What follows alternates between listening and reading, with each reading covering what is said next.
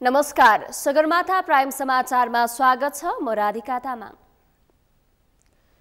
नमस्कार, म ज्योति पौडेल। समाचारको सुरुमा प्रमुख समाचार।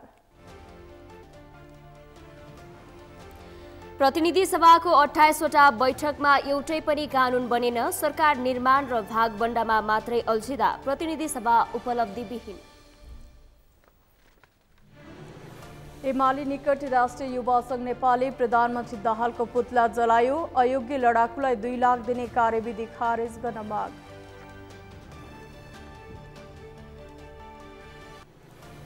वर्तमान नेतालाई छोटे राजाको संज्ञा दिँदै सरकार र नेतृत्वले मनमानी गरिरहेको प्रकाश चन्द्र लोहनीको आरोप। राज्य सत्ता केही मानिसको लागि मात्रै केन्द्रित भएको जिके। बैंक तथा वित्तीय संस्था नयाँ शोषकको रूपमा उताएको पर्यटन मन्त्री किरातीको आरोप। सर्वसाधारण डोरीमा पासो लगाउने स्थितिमा पुगेको उल्लेख। र कुवेत विरुद्धको सेमिफाइनल खेल रद्द भएपछि नेपाल एसीसी प्रिमियर कपको फाइनलमा प्रवेश। उपाधिका लागि युएईसँग प्रतिस्पर्धा।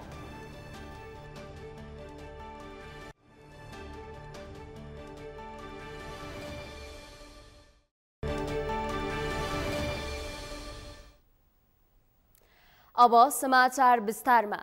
देशको कानून निर्माण गर्ने थलो प्रतिनिधि सभाको हिउँदे अधिवेशन एउटै पनि कानून नबनाइसकिएको छ। उपलब्धिविहीन भएको छ। करिब 4 महिनासम्म चलेको हिउँदे अधिवेशनका समयका सरकार निर्माण र भागबण्डामा अल्झिँदा कानून बन्न नसकेको हो। यस अर्थमा मङ्सिर 4 गतेको निर्वाचनपछिको नयाँ संसदको अधिवेशनबाट सांसदहरूले तलब भत्ता मात्रै पकाएका छन्। उपलब्धि भने शून्य भएको छ। अभिषेक सुनारको रिपोर्ट। संघीय संसदको दुवै सदनको हिउँदे अधिवेशन शुक्रबारबाट अन्त्य भएको छ। मङ्सिर 4 को निर्वाचन पश्चात गठित प्रतिनिधि सभाको 28 वटा बैठक बसे पनि हिउँदे अधिवेशन उपलब्धिविहीन भएको छ। 110 दिनसम्म चलेको हिउँदे अधिवेशनमा एउटा पनि कानून बन्न सकेन। आगामी बैठक नयाँ आर्थिक वर्षका लागि बजेट निर्माण प्रक्रियामा केन्द्रित हुने भएकाले हिउँदे अधिवेशनलाई कानून निर्माणका लागि उपयुक्त हुने भए पनि सरकार गठन र पुनर्गठनमा अल्झिरहँदा केही हुन नसकेको हो। नयाँ पार्टीको उदय र युवाहरूको उपस्थितिले संसदमा सांसदहरूको चर्को बोली भने सुन्न पाइयो। यस अवधिमा बेपत्ता पारिएका व्यक्तिको छानबिन, सत्य निरूपण तथा मेलमिलाप आयोगलाई संशोधन गर्न बनेको विधेयक, संवैधानिक परिषद सम्बन्धी ऐनलाई संशोधन गर्न बनेको विधेयक र सम्पत्ति शुद्धिकरण, निवारण तथा व्यावसायिक वातावरण प्रवर्धन सम्बन्धी ऐनलाई संशोधन गर्न बनेको विधेयक दर्ता भए। सत्तारूढ नेपाली काङ्ग्रेसले यस बीचमा भएका राष्ट्रपति र उपराष्ट्रपति निर्वाचन एवं उपनिर्वाचनमा समय खर्चिँदा संसदलाई समय दिन नसकेको स्वीकारेको छ। त्यही बिचमा राष्ट्रपति चुनाव आयो। हामीले नयाँ राष्ट्रपति पनि चयन गर्न पनि बेला थियो। त्यो विषयमा पनि हामी केही समय हामीले दिनु पर्यो। 3टा क्षेत्रमा हुँदै गर्दा पनि यसले नेपालको राजनीतिमा एक प्रकारको भिन्न अर्थ राख्ने निर्वाचन हुन गयो। त्यसमा पनि हामी केन्द्रित हुनु पर्यो। निर्वाचन अब यो सत्य कुरा मैले तपाईँलाई भन्नु पर्यो। त्यसमा पनि हामी विशेष काङ्ग्रेस अझ बढी त्यसमा समय दिनुपर्ने भयो पार्टीको नाताले। सरकार गठनसँगै पुस 25 गतेबाट सुरु भएको प्रतिनिधि सभाबाट विधेयक बनाउने भन्दै साझा न्यूनतम कार्यक्रम उल्लेख गरेर सार्वजनिक गरिएको थियो। एमाले सहितको सरकार बनेको समयमा त हिउँदे अधिवेशनमा कम्तीमा पनि 1 दर्जन बढी ऐन निर्माण गर्ने भनिएको थियो। तर समीकरण फेरबदलसँगै एमालेको बहिर्गमन र काङ्ग्रेसको पुनरागमनले पुनः अर्को साझा न्यूनतम कार्यक्रम ल्याइयो। दोस्रो साझा न्यूनतम कार्यक्रममा पनि सरकारले बेपत्ता पारिएका व्यक्तिको छानबिन, सत्य निरूपण तथा मेलमिलाप आयोग ऐनको संशोधन विधेयक यथाशीघ्र पारित गरिने भनिएको छ। तर ती विधेयक पेश मात्रै भए। यसमा के भयो त भन्दाखेरि सबैले, सत्तापक्ष र विपक्ष सबैले चाहिँ आफ्नो हैसियत कसरी स्थापित गर्न सकिन्छ र सरकारलाई कसरी असफल बनाउन सकिन्छ अथवा प्रतिपक्ष दललाई कसरी चाहिँ माइनस गरेर अगाडि जान सकिन्छ भन्ने खेलमै सबै शक्तिहरू लागेको कारणले गर्दा जुन किसिमबाट विधेयकहरू आउनुपर्ने थियो त्यो नआइकनै यो हिउँदे अधिवेशनको अवसान हुन पुगेको जस्तो लाग्छ मलाई। सत्ताको भागबण्ड मिलाउन गठबन्धनमा होमिने र छुट्टिने प्रक्रियामा दलहरू अल्मलिँदा हिउँदे अधिवेशनको समय त्यसै खेर गएको छ। अब वर्षीय अधिवेशन सुरु हुनेछ। यो अधिवेशनमा आगामी आर्थिक वर्षका लागि बजेट निर्माण प्रक्रियामा सांसदहरू अल्झिनेछन्। कानून निर्माण प्रक्रियामा भने अब कुनै छलफल हुने छैन। सगरमाथा टेलिभिजनका लागि क्यामेरामा प्रताप लामाका साथ अभिषेक सुनार, काठमाडौँ। सरकारले प्रदेश सभालाई आवश्यक बिजनेस नदिँदा जनताको आवाज बोल्ने थलो सुदूरपश्चिम प्रदेश सभा करिब 2 महिनादेखि ठप्प छ। जनताका आवाज मुखरित हुने सार्वभौम प्रदेश सभा ठप्प भएको हो। फागुन 21 गते मुख्यमन्त्रीले विश्वासको मत प्राप्त गरेपछि अर्को बैठक बस्न सकेको छैन। त्यसयता स्थगित सुदूरपश्चिम सभाको अर्को बैठक कहिले बस्ने टुङ्गो छैन। कैलालीबाट दिनेश विष्टको रिपोर्ट। सुदूरपश्चिम प्रदेश सभा बैठक बस्न नसक्दा प्रदेश सभाका विषयगत समितिहरूको गठन समेत हुन सकेको छैन। सरकारले बिजनेस नदिँदा प्रदेश सभाको बैठक बस्न नसकेको हो। विधेयक अधिवेशन भनेर चिनिने हिउँदे अधिवेशनमा धेरै विधेयक पारित हुनुपर्ने हो, तर बैठक कहिले बस्ने हो कुनै टुङ्गो नै छैन। प्रदेश सभा बैठकका लागि कुनै बिजनेस नभएको सचिवालयले जनाएको छ। 2079 साल फागुन 21 गते बसेको थियो। त्यो बैठकले अहिलेका मुख्यमन्त्री माननीय कमल शाहको विश्वासको मत लिने कार्यक्रम भएको थियो। त्यसभन्दा पछि अहिलेसम्म आजको मितिसम्म चाहिँ बैठक बसेको छैन। अब यो बैठक बस्नमा र के बाधक बन्यो भने बिजनेस केही पनि भएन। अब प्रदेश सभाको बैठक बस्नका लागि केही न केही काम त हुनु पर्यो। अब सरकारले बिजनेस दिन नसक्यो भने हाम्रो आन्तरिक बिजनेसहरू जस्तै विषयगत समिति गठन लगायतका कुरा पनि हुन्थे, तर अहिलेको राजनीतिक अवस्थाले गर्दाखेरि त्योतिर पनि हाम्रो राजनीतिक दलका नेताहरू लगायत मान्य सदस्यहरूको त्योतिर पनि ध्यान पुग्न सकेन। त्यही भएर आजसम्म चाहिँ बसेको छैन। अब सायद निकटतम भविष्यमा बस्छ होला, किनभने हामी कहाँ करिब 3-4 दिन अगाडि मात्रै एउटा विधेयक दर्ता भएको छ। आर्थिक ऐन 2079लाई संशोधन गर्न बनेको विधेयक दर्ता भएको छ। अब त्यो 5 दिन हाम्रो सरकारी विधेयकको चाहिँ परिपक्व अवधि हुन्छ। 5 दिन पछि मात्रै हामीले हाउसमा दिन्छौँ। अब एउटा त्यही भए पनि सायद हाउस बस्छ कि भन्ने अनुमान हो। त्योभन्दा अरू चाहिँ अहिले अरू कुनै पनि बिजनेसहरू प्राप्त भएको छैन। प्रदेश सभाको दोस्रो कार्यकाल सुरु भए ता 8वटा बैठक मात्र बसेका छन्। पुस 15 गते नवनिर्वाचित सांसदहरूको शपथ भएको थियो। 18 गते पहिलो बैठक बसेको थियो। पहिलो बैठकमा सांसदहरूको शुभकामना आदान प्रदानको कार्यसूची मात्रै राखिएको थियो। त्यसपछि तेस्रो बैठक पुस 28 गते सभामुख चयनका लागि निर्वाचन गर्ने उद्देश्यले राखिएको थियो। ठूलो दलका हैसियतले कांग्रेस संसदीय दलका नेता कमल बहादुर शाह मुख्यमन्त्री नियुक्त भएपछि प्रदेश सभाको बैठक अनिश्चित बनेको छ। मुख्यमन्त्री नियुक्त भएको 2 महिना पुगिसकेको छ, तर मन्त्री परिषदले कहिलेसम्म पूर्णता पाउँछ यकिन छैन। सत्तारूढ दलहरूबीच मन्त्रालय भागवण्डामा सहमति हुन नसकेपछि मन्त्री परिषद विस्तारमा ढिलाइ भएको हो। यो विषयमा मैले पनि आन्तरिक छलफलमा कुराहरू गरेको छु। सभामुखज्यू बाहिर के अरे कता रारातिर जानुभएको छ भन्ने सुनेको छु। उहाँ फर्किसक्नुभयो होला सायद। यसमा छलफल गरेर के संसदमा बिजनेस दिने कामहरू गर्नुपर्छ। सरकारको पूर्णता नपाइसकेको अवस्थाले पनि यो अलिकति ढिलाइ भयो र यसलाई चाहिँ संसदले बिजनेस पाउनुपर्छ। दैनिकी समस्याहरूमा हामी प्रदेश सभा सदस्यले संसदभित्र आफ्ना निर्वाचन क्षेत्रका मतदाताका समस्याहरू उठान गर्ने ठाउँ पनि हो त्यो, र सँगसँगै नीति निर्माण गर्ने ठाउँ हो, ऐन नियमहरू बनाउने ठाउँ हो। त्यो चाहिँ अधिवेशनलाई छिटोभन्दा छिटो सुरुवात गरेर अगाडि बढ्नुपर्छ भन्ने कुरामा हामी पनि सचेत छौँ। यसमा चाहिँ नि यो लामो ग्याप भयो। यसमा तपाईँहरूले उठाएको विषय यो ग्याप हुनुहुन्थेन। यस विषयमा चाहिँ हामी चाहिँ छिटै निष्कर्षमा पुगेर छिटो अगाडि बढ्नुपर्छ। त्यसमा सभामुखज्यूसँग पनि हामी छलफल गर्छौँ। मुख्यमन्त्री सहित 7 सदस्यीय प्रदेश मन्त्री परिषद रहेको सुदूरपश्चिममा 4 मन्त्रालय 4 महिनादेखि रिक्त छन्। 26 माघमा नियुक्त भएका मुख्यमन्त्री शाहले 27 माघमा 2 मन्त्री नियुक्त गरेका थिए। रिक्त रहेका आन्तरिक मामिला र सामाजिक विकास, उद्योग, पर्यटन, वन तथा वातावरण, भूमि व्यवस्था तथा कृषि मन्त्रालयको जिम्मेवारी मुख्यमन्त्री आफैले सम्हालेका छन्। जनताको म्यान्डेट लिएर आएका जनप्रतिनिधिले प्रदेश सभामा काम नपाउने कुराले राम्रो सन्देश दिँदैन। यस्ता कार्यले संघीयताको आवश्यकतामाथि प्रश्न उठाउनेहरूलाई नै बल पुग्ने विश्लेषण गरिएको छ। सदन अवरुद्ध हुनुको मुख्य कारण के हो भने कि सरकारले सदनलाई बिजनेस दिनुपर्ने हो। सरकार विस्तार हुन नसकेका कारणले गर्दाखेरि सरकारले सदनलाई बिजनेस पनि दिएको चाहिँ छैन र जस्तो सदनबाट विभिन्न समितिहरू निर्माण हुनुपर्ने हो, संसदीय समितिहरू निर्माण हुनुपर्ने हो, विभिन्न कानुन विधि निर्माण गर्ने कुराहरू हुनुपर्ने हो, ती सबै काम चाहिँ तपाईँको चाहिँ अहिले अवरुद्ध भएको चाहिँ छ। यो भनेको अहिलेको सरकारको निकम्मापनका कारणले गर्दाखेरि, अहिलेको यो सत्ता गठबन्धनको अकर्मण्यताका कारणले गर्दाखेरि सदन चाहिँ सुचारू हुन सकिरहेको चाहिँ छैन, जसले संसदीय समिति निर्माण गर्ने, विधि निर्माण गर्ने, कानुन निर्माण गर्ने र संसदमा चाहिँ हामी खास गरिकन प्रदेश सभाका सदस्यहरूले जनताका मुद्दाहरू उठाउने कुराबाट पनि हामी वञ्चित भइरहेका चाहिँ छौँ। सरकार बनाउन र ढाल्नका लागि मात्रै दोस्रो कार्यकालको प्रदेशसभा बैठक 8 पटक बसेको छ। यसबाहेक जनताका मुद्दा सम्बोधन हुने किसिमका कुनै विधेयक प्रदेशसभामा पेश हुन सकेका छैनन्। जनताका मुद्दा उठाइने प्रदेशसभा नै ठप्प भएपछि नागरिकमा संघीयतामाथि विश्वास घटेको छ। सगरमाथा टेलिभिजनका लागि कैलालीबाट दिनेश विष्टको रिपोर्ट। झापामा आयोजित कार्यक्रममा सम्बोधन गर्न जाने क्रममा एमाले अध्यक्ष केपी शर्मा ओलीमाथि अवरोध सिर्जना भयो। यसको भर्त्सना गर्दै एमाले सांसदहरूले संसद बैठकमा विरोध जनाएका थिए। उक्त घटनालाई लिएर ट्विटर मार्फत हिमानी शाहको फेक अकाउन्टबाट ओलीलाई झापामा ढुङ्गा मुढा प्रहार भएको ट्विट पोस्ट भयो। त्यसैलाई आधार मानेर एमाले अध्यक्ष ओलीले पूर्व राजा ज्ञानेन्द्र शाहलाई धेरै चलखेल नगर्न चेतावनी दिए। यशोदा भण्डारीको रिपोर्ट। कार्यकर्ता भेटघाटका लागि झापा पुगेका बेला आफूमाथि ढुङ्गामुढा प्रहार भएपछि त्यसको रोष नेकपा एमाले अध्यक्ष केपी शर्मा ओलीले पूर्व राजा प्रधानमन्त्री पुष्पकमल दाहाल र नेकपा एकीकृत समाजवादीका अध्यक्ष माधव नेपाललाई पोखेका छन्।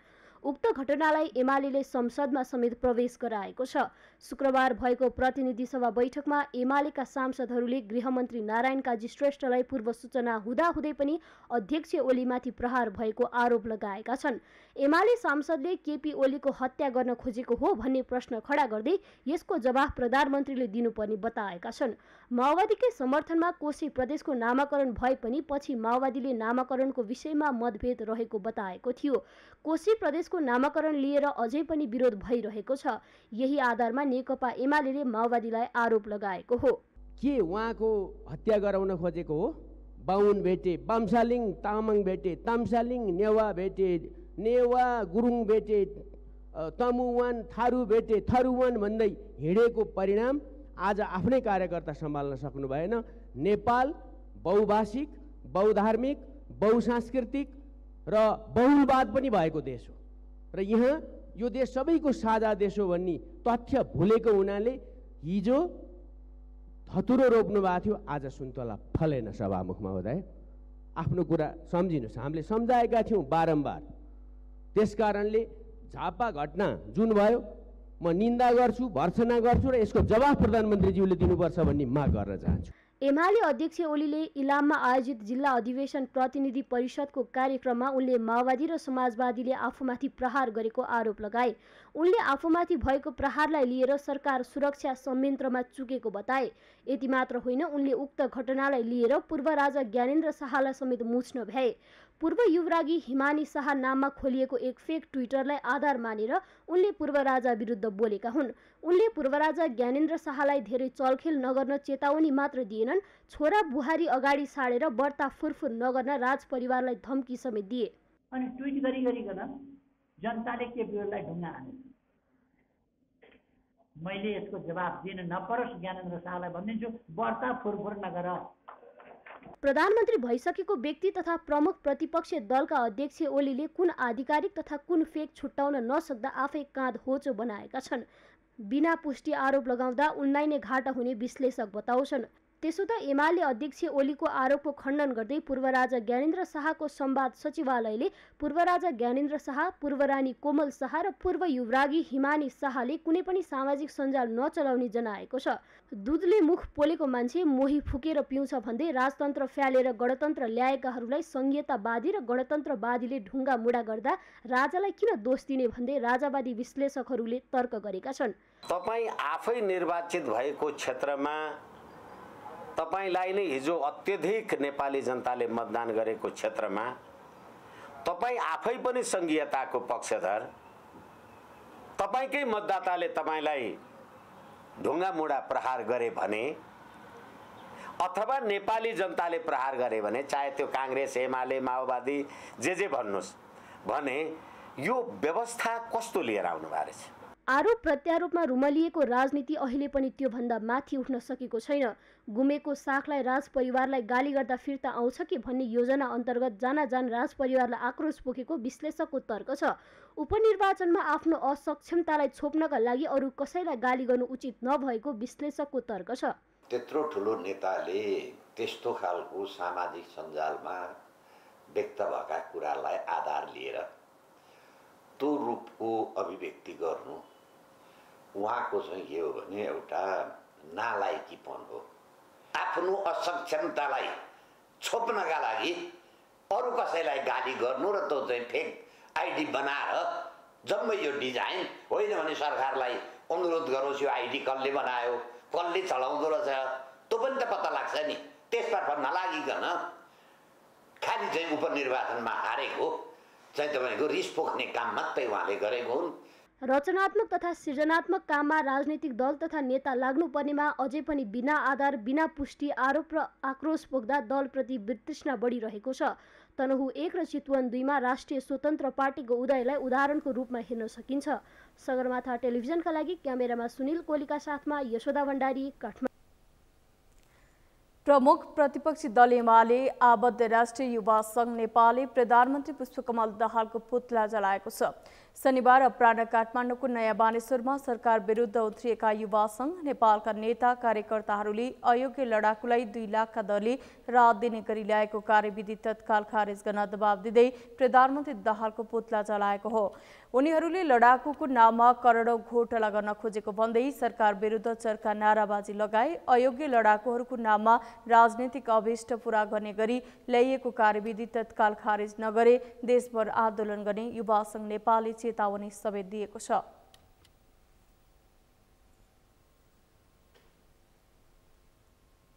देशको डिपुटीलाई नीतिगत भ्रष्टाचार गरेर पार्टीलाई अर्बौं रकम थप्याउने एउटा व्यक्ति बस्ने लडाकुको नाममा अर्बौं घोटाला गर्ने र आफ्नो घृणित राजनीतिको अभिष्ट पूरा गर्ने योजनाले सरकार अगाडि बढेको छ। जबसम्म यो देशमा कोही पनि असक्षम हुँदैन, अयोग्य हुँदैन भनेर हामीले दावा गरिरहँदाखेरि 18 वर्ष पछाडि अयोग्य लडाकुको नाममा अर्बौं घोटाला गर्ने कुराको हामी निन्दा गर्छौं, विरोध गर्छौं। राष्ट्रिय युवा संघ नेपालले शुक्रबार अर्थमन्त्री डाक्टर प्रकाश शरणसँग भेट गरी अयोग्य लडाकुलाई राहत स्वरूप 2 लाखका दरले दिने कार्यविधि खारेज गर्न माग गर्दै ज्ञापन पत्र बुझाइसकेको छ।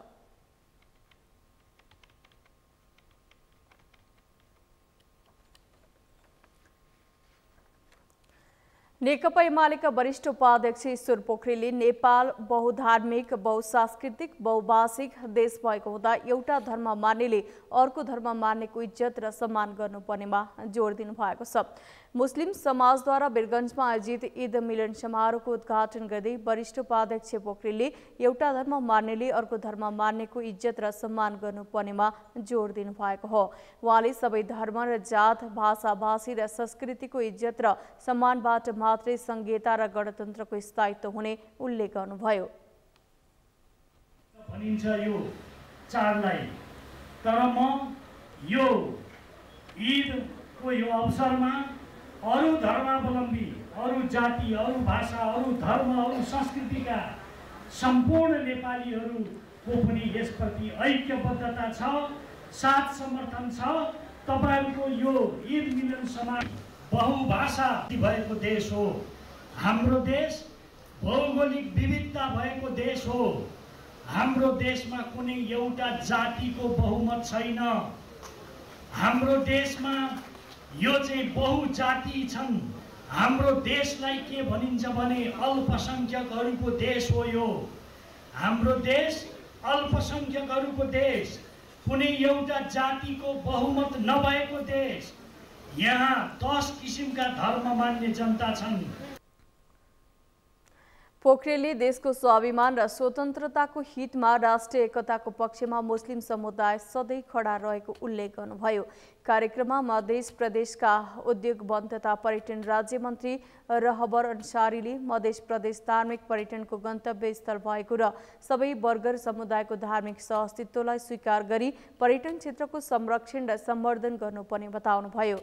पूर्व वन मन्त्री सांसद प्रदीप यादवले सामाजिक सद्भावमा खलल पुर्याउने षड्यन्त्र भइरहेको भन्दै द्वन्द्व सिर्जना गर्ने गतिविधिलाई निगरानी राख्नु परेमा जोड दिनुभयो।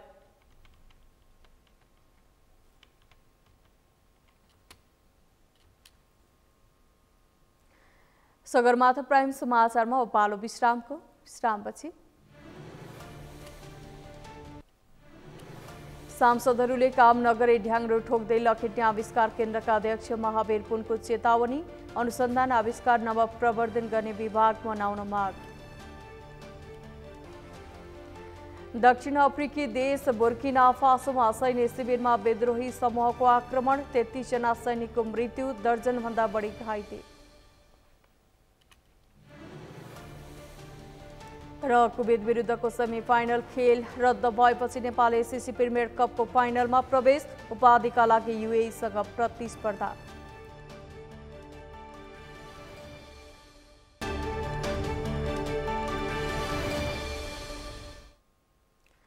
विश्रामपछि प्राइम समाचारमा स्वागत छ। अब बाँकी समाचार। राष्ट्रिय आविष्कार केन्द्रका अध्यक्ष महावीर पुनले सांसदहरूले काम नगरे ढ्याङ्ग्रो ठोक्दै लखेट्ने चेतावनी दिनुभएको छ। शुक्रबारबाट अनुसन्धान नवप्रवर्तन र आविष्कारका निमित्त सरकार गम्भीर नभएको भन्दै आन्दोलन सुरु गर्नुभएका उहाँले नेताहरूले नीति निर्माणको काम नगरी ढ्याङ्ग्रो ठोक्दै लखेट्ने चेतावनी दिनुभएको हो। उहाँले सांसदहरूले खादा माला र भाषण गर्न उद्घाटन गर्न समय मिल्ने तर कानुन बनाउन समय नमिल्ने हो भन्ने प्रश्न गर्दै सांसदहरूले कानुन बनाएर देश विकासमा लाग्नुको विकल्प नरहेको बताउनुभयो। उहाँले अरू हेर्ने विभाग भए पनि अनुसन्धान आविष्कार नवप्रवर्धन गर्ने विभाग नभएको भन्दै उहाँले आफ्ना माग पूरा नभएसम्म धरना जारी रहने बताउनुभयो। उहाँले सबै नेताहरू आफ्नो भाषण सुन्न धरनास्थल पुग्नुपर्ने र त्यो नसके संसदमा आफूलाई बोल्ने व्यवस्था गरिदिन आग्रह गर्नुभयो। उहाँले नेताहरूले बोलेर मात्रै नहुने भन्दै बोलेर कदम चाल्ने नेताको खाँचो रहेको बताउनुभयो।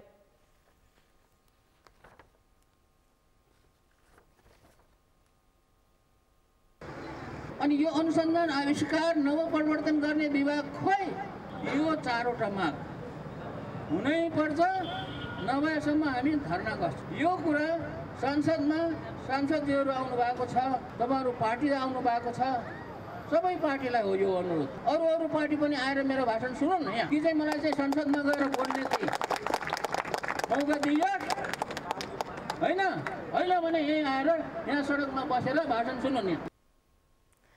पुनले आफ्नो आन्दोलन सबै सानातिना आन्दोलनहरू पूरा गर्नको लागि अर्थतन्त्र सुधार्ने जनआन्दोलन भएको बताउनुभयो। उहाँले आफूले यो आन्दोलन मनलाग्दे रूपमा नल्याएको र निचोडमा पुगेरै छोड्ने प्रतिबद्धता जनाएको बताउनुभयो। उहाँले संसारमा नवप्रवर्धन र आविष्कारको क्षेत्रमा लगानी नगरी अर्थतन्त्र चलायमान बन्न नसक्ने बताउनुभयो।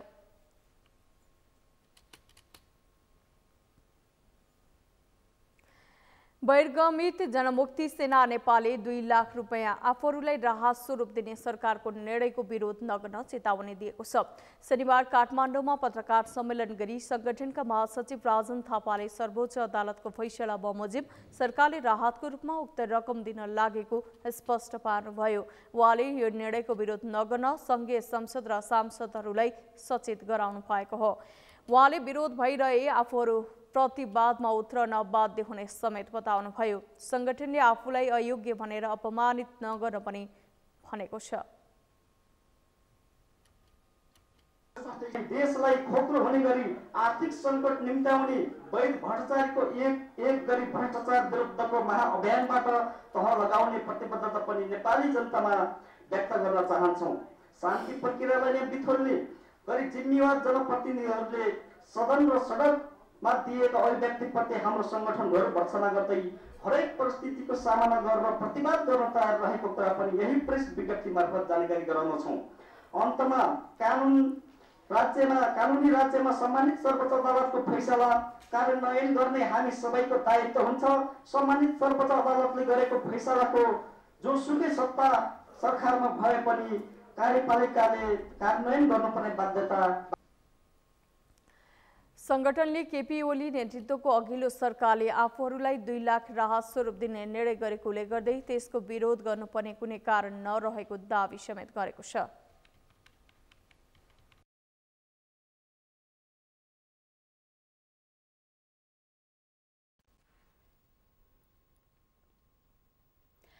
काठमाडौँ उपत्यका भएर बग्ने बागमती नदी सफाईका लागि लामो समयदेखिको अभ्यास सफल हुन सकेको छैन।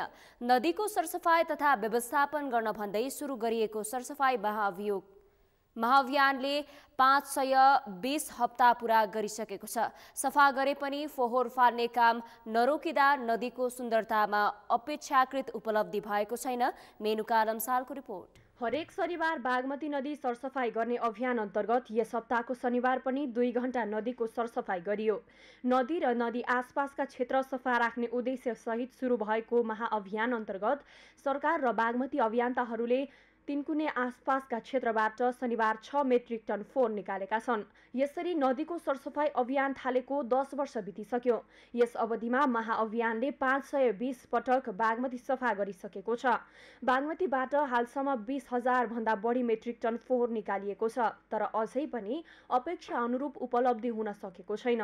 यो अभियान सञ्चालनमा आएपछि बागमती नदीको फोहोर केही कम भएको छ, तर नदीमा फोहोर फाल्ने, ढल मिसाउने जस्ता कार्य नरोकिएकाले अभियान पूर्ण रूपमा सफल भएको छैन। त्यो बेलाको बागमती नदी र आजको बागमती नदीमा आकाश पातालको अन्तर छ। त्यति बेलाको नदीहरू पुल मुनि भन्नुहुन्छ भने एउटा नदी होइन कि त्यो एउटा चाहिँ फोहोरले जमेको स्थान, एउटा मान्छे नै त्यहाँ टेकेर ओरा दोरा गर्न मिल्ने त्यो अवस्थाको थियो। नदी नै बग्न छोडेर एउटा जमेको जस्तो अवस्था थियो र दायाँ बायाँ चाहिँ फोहोरका ठुला ठुला पहाडहरू थिए। त्यस्तो खालको थियो भने आज त्यो अवस्था छैन।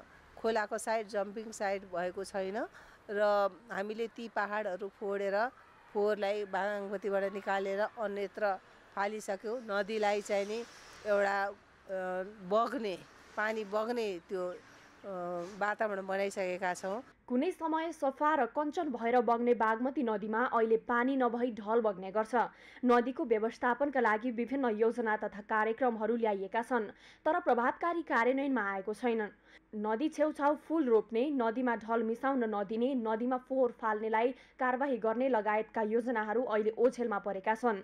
नदी व्यवस्थापनका लागि सरकारले योजनाहरू नल्याउने, ल्याएका पनि प्रभावकारी रूपमा कार्यान्वयन नगर्ने र स्थानीय बासिन्दाले फोहोर नदीमा फाल्न नछोड्ने प्रविधिकै कारण बागमती सफा हुन सकेको छैन। हेर्नुहोस् यसको दुर्दशा सिर्फ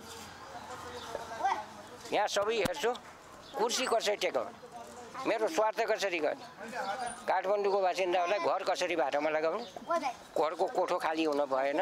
यो हाम्रो चाहिँ सभ्यता नै गुम्यो भन्ने कुरा यहाँ कसैलाई पनि चिन्तै छैन। आफ्नो ठाउँ हो, आफ्नो एरिया हो, त्यो मेन ध्यान राख्ने कुरा पनि हो। सरकारले प्रशासनले पनि यिनी चिजहरूलाई यसरी गर्नुपर्छ भन्ने गरिरहेछ गर्न, तर पनि सर्वसाधारण अनि जनता अनि सरकार सबै मिलेर भयो भने पर सबै राम्रो हुन्छ। अभियान चलाउनुपर्छ, सबै कार्यक्रम राख्नुपर्छ, तर चाहिँ अलिक सचेत भएर सरकारले पनि ध्यान दिनु पर्यो त्यो चिजलाई। बागमती नदीलाई सफा बनाउन सरकार या कुनै गैर सरकारी संस्थाले सञ्चालन गरेको अभियानबाट मात्र सहज छैन। यसका लागि नागरिकले पनि ऐक्यबद्धता जनाउनु पर्ने हुन्छ। बागमती नदी सरसफाई अभियानले यस हप्ताको शनिबार 520औं हप्ता पूरा गरिसकेको छ, तर नदीको अवस्था भने जस्ताको तस्तै छ, केही उपलब्धि भएको पाइँदैन। तसर्थ यसतर्फ स्थानीय बासिन्दा, आम सर्वसाधारण र स्थानीय सरकार, सङ्घीय सरकार सबैको सहकार्य र समन्वय हुन जरुरी छ। सगरमाथा टेलिभिजनका लागि क्यामेरामा सुनिल कोलीका साथमा मेनुका लम्साल, बागमती नदी, काठमाडौँ। बागमती नदी सरसफाईका लागि हालसम्म भएका प्रयासहरू पूर्ण सफल भएका छैनन्। विभिन्न सरकारी तथा गैर सरकारी सङ्घ संस्थाहरूले सञ्चालन गरेको सरसफाई अभियानले 520औं सप्ताह पूरा गरिसकेको छ, तर अझै पनि अपेक्षाकृत उपलब्धि हुन सकेको छैन। कुनै समय सफा कञ्चन पानी बग्ने बागमती नदी अहिले ढलमा परिणत भएको छ। यसै सन्दर्भमा हामीले आजको सगरमाथा जनबोलीमा सर्वसाधारणलाई सोधेका थियौं, बागमती नदीमा सफा पानी बगाउन कसको भूमिका के हुनुपर्ला? हेरौं उनीहरूको भनाई उनीहरूकै शैलीमा।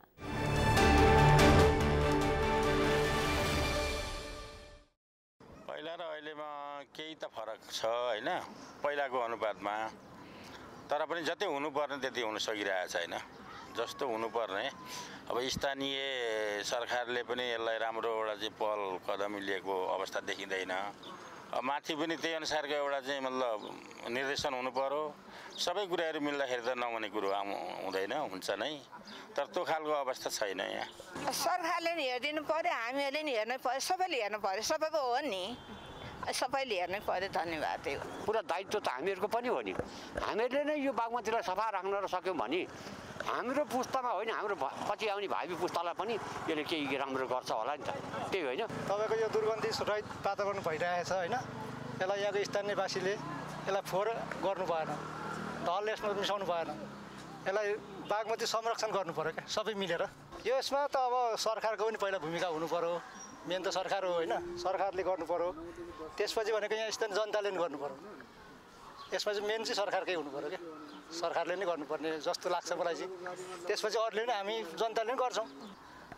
बागमतीलाई सरसफाइ गर्ने अभियानहरू त कार्यान्वयन गर्नु त पर्ने हो नि, तर खोइ त कसैको छैन। यहाँ जति पनि आउँछन् नेताहरू आउँछन्, उठ्छन् अनि घुम्छन् डुल्छन् अनि त्यहाँबाट यसलाई सभ्यता गर्छौँ भन्ने अनि बास।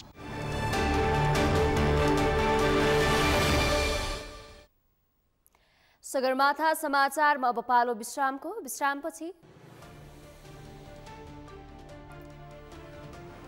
दक्षिण अफ्रिकी देश बुर्किना फासोमा सैन्य शिविरमा विद्रोही समूहको आक्रमण, 33 जना सैनिकको मृत्यु, दर्जनभन्दा बढी घाइते।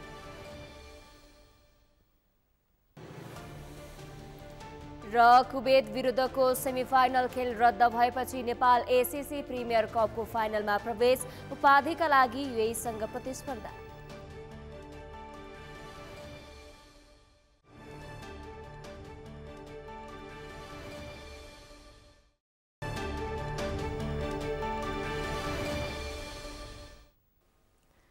सगरमाथा प्राइम समाचारमा अब पालो अर्थ समाचारको।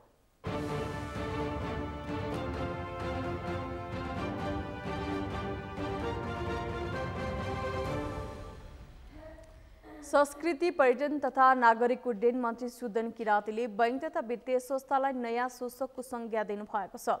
बैंक तथा वित्तीय संस्थाहरूले कम्प्युटर लिएर गाउँ जाने र त्यहाँका आमाहरूलाई ऋण दिएर डोरीमा पासो लगाउन बाध्य पार्ने थुप्रै कथाहरू रहेको मन्त्री किरातीको भनाइ थियो।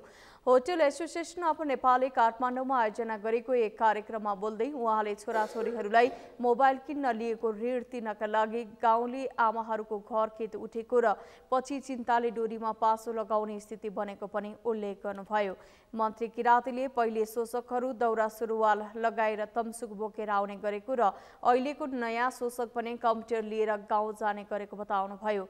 उहाँले शहरमा पनि बैंक तथा वित्तीय संस्थाहरूको ब्याज तिर्न नसकेर सर्वसाधारणले शास्ति बेहोर्नु परेको स्मरण गराउनुभयो।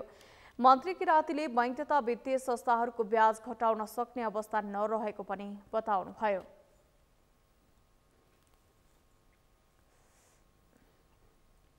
त्यही त नेपाल नयाँ 12 क्लास पढेपछि सबै विद्यार्थीहरू विदेश जान्छ। अघि पनि मैले पढाउँ भने आज होटलको कार्यक्रममा छु। 12 क्लास पढेपछि विद्यार्थीहरू किन जान्छन् विदेश? पैसा छैन, ब्याङ्कले लगाइदिन्छ, एकछिनपछि ब्याज लिन्छ मिटरमा, फेरि पैसा उसले फर्काएर लान्छ। नयाँ शोषक आएको छ नि त, कम्प्युटर बोकेर, महँगो ब्याज ठोकेर कम्प्युटर बोकेर। पहिला त दौरा सुरुवाल लगाएर जुङ्गामा ताउ लगाउँदै तमसुक बोकेर आउँथे शोषक, अहिले त कम्प्युटर बोकेर पो आउँछ। गाउँ गाउँमा पुगेको छ। वित्तीय संस्थाहरू आमाहरूलाई राखेर ऋण लिन्छ। एउटा आमाको साथीहरूको आमा 5 जना। मन्त्री किरातीले प्रकृति र संस्कृतिलाई जोगाउने खालको विकास नीतिको आवश्यकता पनि औलाउनुभयो। उहाँले होटल व्यवसाय पर्यटनको मेरुदण्ड भएकोले गर्दै त्यस क्षेत्रको विकासमा सरकारले सकेको सहयोग गर्ने आश्वासन समेत दिनुभयो। सगरमाथा प्राइम समाचारमा पालो खेल समाचारको।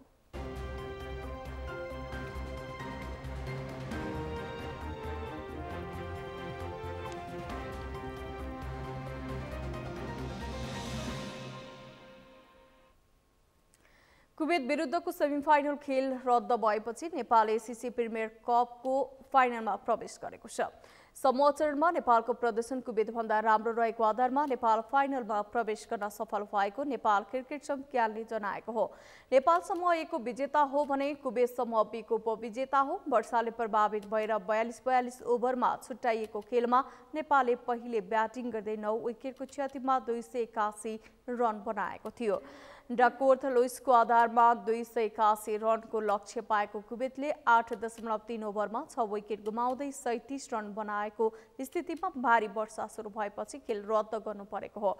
लक्ष्य पछ्याउन उत्रेको कुवेतमाथि करण केसी भारी परेका थिए। उनले मात्र 10 खर्चेर कुवेतका 5 जना खेलाडीलाई पभिलियन फर्काए। त्यस्तै सोमपाल कामीले 1 विकेट लिए। यसअघि नेपालका लागि कप्तान रोहित पौडेलले 94 बलमा 94 रन बनाउँदै नेपाललाई विशाल योगफलतर्फ डोर्याएका थिए। यसैगरी मुलपानी मैदानमा भएको ओमान र युएई बीचको अर्को सेमिफाइनलमा खेल पनि वर्षाले प्रभावित भयो, जसका कारण युएई डीएलएस मेथडमा 2 रनले विजयी हुँदै फाइनलमा पुग्यो। पहिले ब्याटिङ गरेको युएई 4 बल खेल्न बाँकी छँदा 236 रनमा अल आउट भयो। 237 रनको लक्ष्य पछाएको ओमानले 43 ओभरमा 6 विकेटको क्षतिमा 190 रन बनाउँदा खेल वर्षाले रोकिएको थियो। अब उपाधिका लागि युएई र नेपाल बीच आगामी सोमबार कीर्तिपुर मैदानमा खेल हुनेछ। यो खेल जित्ने टिम एसिया कपमा छनौट हुनेछ।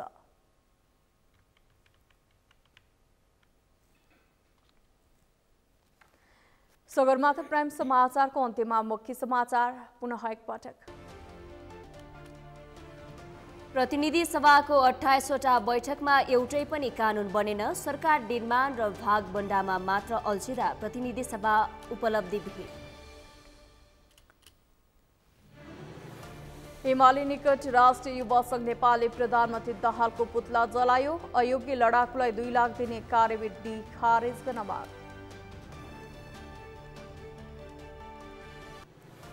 वर्तमान नेतालाई छोटे राजाको संज्ञा दिँदै सरकार र नेतृत्वले मनोमानी गरिरहेको प्रकाश चन्द्र लोहनीको आरोप। राज्य सत्ता केही मानिसको लागि मात्रै केन्द्रित भएको जिकिर। बैंक तथा वित्तीय संस्था नयाँ शोषकको रूपमा उदाएको पर्यटन मन्त्री किरातीको आरोप। सर्वसाधारण डोरीमा पासो लगाउने स्थितिमा पुगेको उल्लेख। र कुवेत विरुद्धको सेमिफाइनल खेल रद्द भएपछि नेपाल एसीसी प्रिमियर कपको फाइनलमा प्रवेश। उपाधिका लागि युएईसँग प्रतिस्पर्धा। हौस् त सगरमाथा प्राइम समाचार अहिलेलाई सकियो। तपाईँ समाचार बुलेटिनका साथै सगरमाथा टेलिभिजनका सम्पूर्ण कार्यक्रम www.sagarmatha.tv मा पनि पढ्न र हेर्न सक्नुहुनेछ। साथै युट्युबमा youtube.com/sagarmatha TV नेपालमा हेर्न सक्नुहुनेछ। तपाईँ हामीलाई फेसबुकमा पनि facebook.com/USTV नेपालमा फलो गर्न सक्नुहुनेछ। समाचारको शिखर, नेपालको गौरव, नेपालको पहिलो न्युज च्यानल सगरमाथा टेलिभिजन हेर्दै गर्नुहोला। नमस्कार।